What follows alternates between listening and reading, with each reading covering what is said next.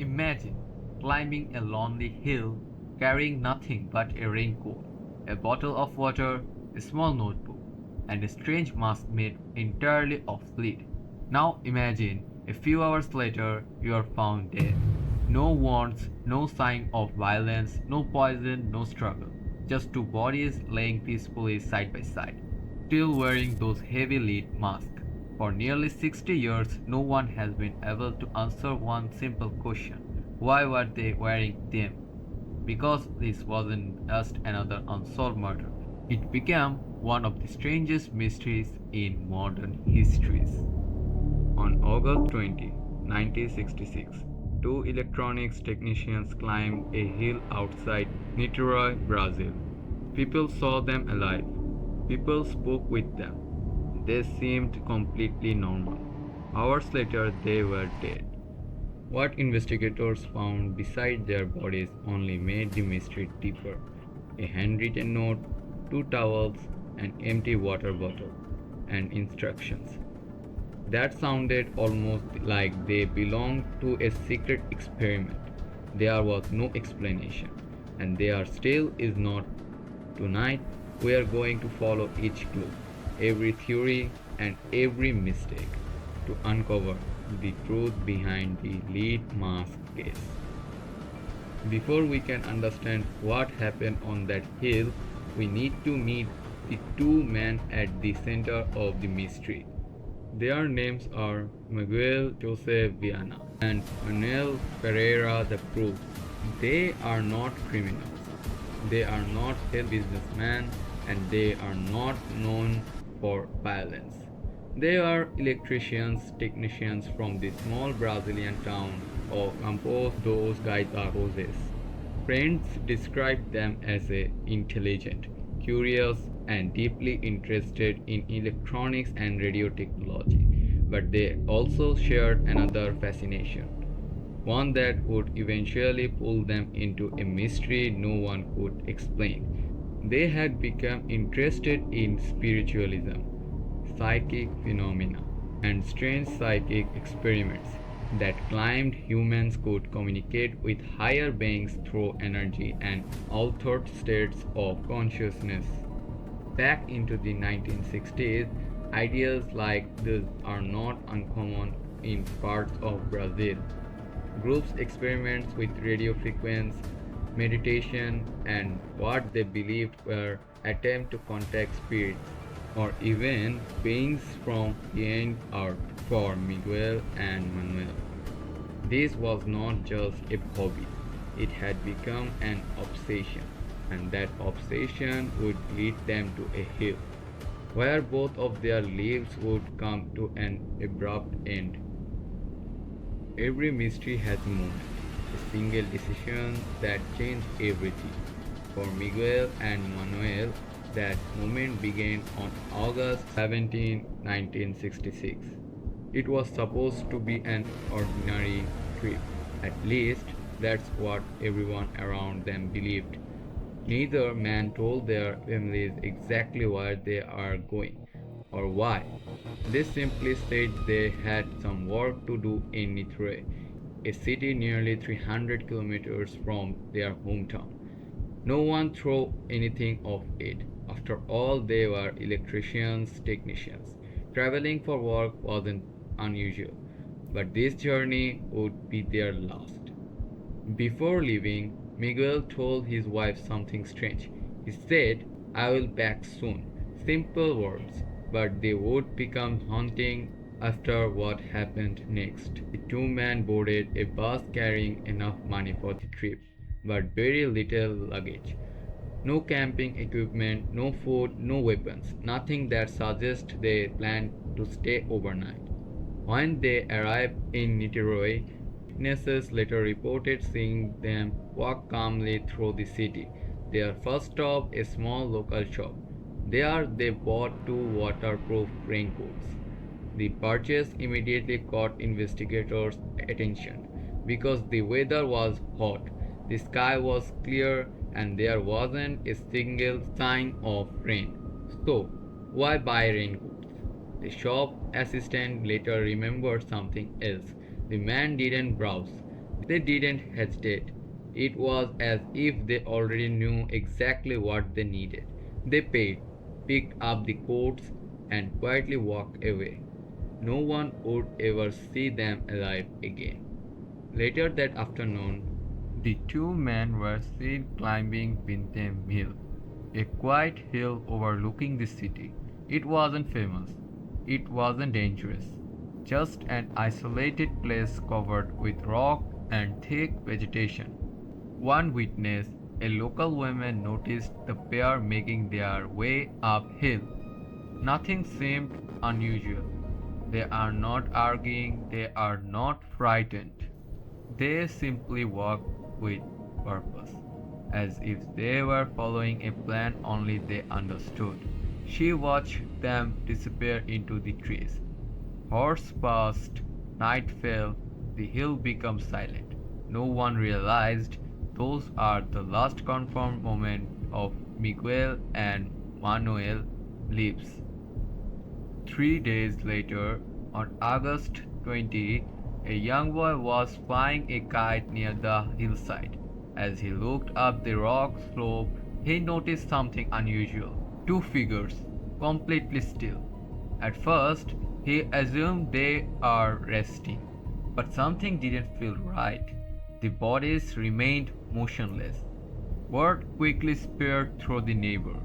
Soon, police climbed the hill. They found word became one of Brazil's greatest unsolved mysteries. Two men laying side by side on the ground, still dressed in formal suits, still wearing the raincoat they had purchased, and covering their eyes were homemade masks made from sheet of lead. There were no signs of violence, no blood, no struggle, no obvious cause of death. It looked as though they had simply laid down and never stood up again. But the strangest discovery was still waiting inside one of their pockets. When detectives searched the bodies, they expected to find identification, maybe a letter, or some clues explaining why the two men had climbed that hill instead. They found a small handwriting note, just a few short lines. It read 1630, be at the agreed location. 1830, swallow the capsules. After the effect, protect metals. Wait for the signal, mask. That was it. No names, no explanation, no signature. Just a list of instructions. As if someone had written a checklist for an experiment. Even today, investigators still debate what those words actually mean, especially one sentence: protect metals. Did it mean protecting metal equipment? Or was it a mistranslation of an instruction to protect themselves from metal or radiation? No one knows. Then, detectives examined the masks. They are not ordinary masks. Each one had been carefully cut from thick sheet of lead. They covered only the eyes, nothing else. There are no holes to see through, no straps, no breathing filter, just heavy piece of shaped metal. Experts quickly realized something strange. These masks are not designed to hide someone's identity. They are not meant for protection from poison gas. Instead, they looked surprisingly similar to the lead shield technicians once used while observing extremely bright flashes or intense radiation. But there was a problem. No radioactive material was ever found. No burned ground, no damaged plants, nothing. So, why should anyone climb a hill wearing homemade lead eye mask? That question remains unanswered. The mysterious note mentioned capsules, but when police searched the entire area, they found none. No bottle, no container, nothing. It was as if they had completely disappeared. Even stranger, the bodies are already beginning to decompose. In 1966, forensic science in Brazil wasn't advanced enough to determine exactly what chemicals, if any, might have been inside their bodies. That meant investigators could not confirm or rule out poison. One of the most important pieces of evidence was gone forever. As detectives dug deeper into the man's lives, they uncovered something unexpected. Miguel and Manuel are not just electricians or technicians. They belong to a small circle of people fascinated by radio technology, spiritual communication, and unusual experiments involving altered states of consciousness. Some members of these groups believe that with the right combination of electronics, mental focus, and certain substance, it was possible to receive messages from higher intelligence. Whether those intelligences were spirit or something else depended on who you asked.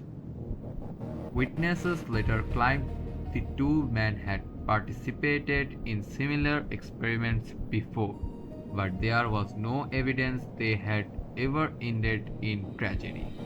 Until now. Police questioned witnesses. They searched homes, they followed every lead they could find.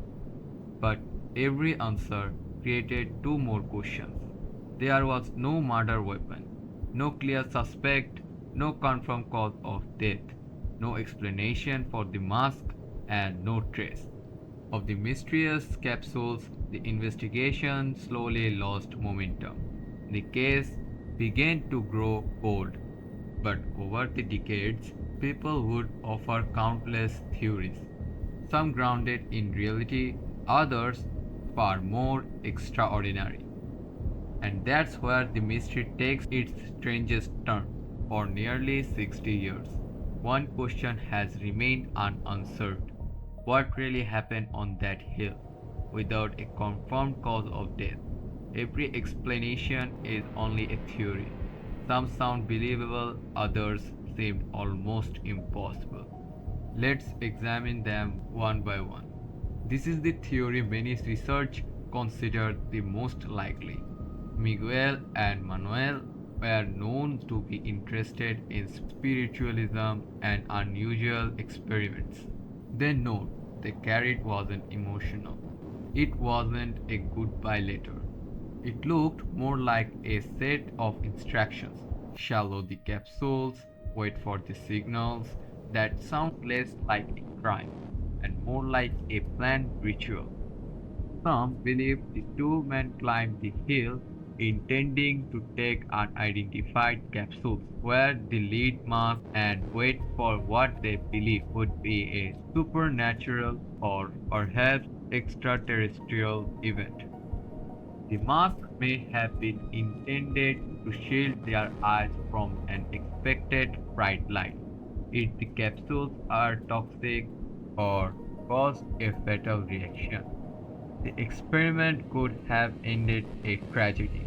The problem is no capsules were ever found, and without a strong evidence, this theory can never be proven.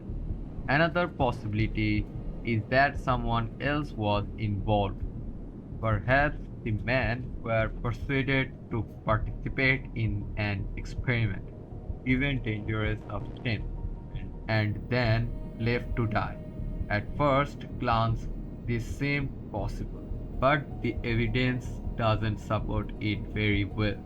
There were no defensive wounds, no signs of a struggle, no valuables appeared to be stolen, and the bodies were found laying peacefully, as thought they had chosen where to rest. If there was a killer, they left behind almost nothing.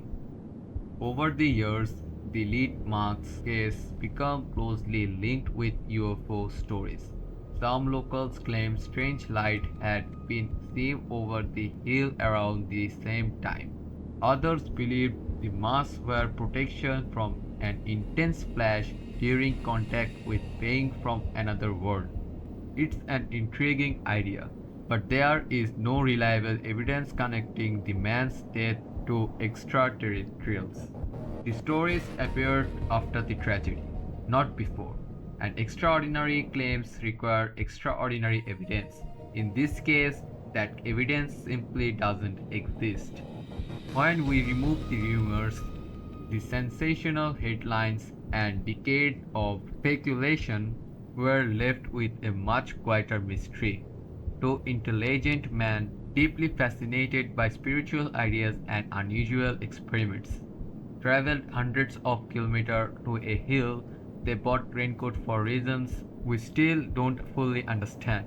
They carried a note that read like a checklist. They wore homemade lead masks over their eyes, and sometimes after following those instructions, they died. Whether it was a tragic accident, a failed experiment, or something we still don't understand, the truth disappeared with them. Sometimes the most unsettling mysteries are not the ones with monsters or ghosts. They are the one where all the evidence is right in front of us. Yet the final answer remains forever out of reach. Imagine this. If you had found that handwritten note, would you have recognized it as a clue or just another piece of paper? Sometimes the smallest details become the biggest mysteries, and perhaps somewhere in an old forgotten box or a dusty police archive, the missing piece of the puzzle is still waiting to be discovered. Until then, the lead mask case remains one of the strangest unsolved mysteries in modern histories. If you enjoyed uncovering mysteries that history still can't fully explain, make sure to subscribe because every week we explore true stories where the line between fact and the unknown becomes impossible to ignore. Until next time, stay curious and remember not every mystery ends with an answer.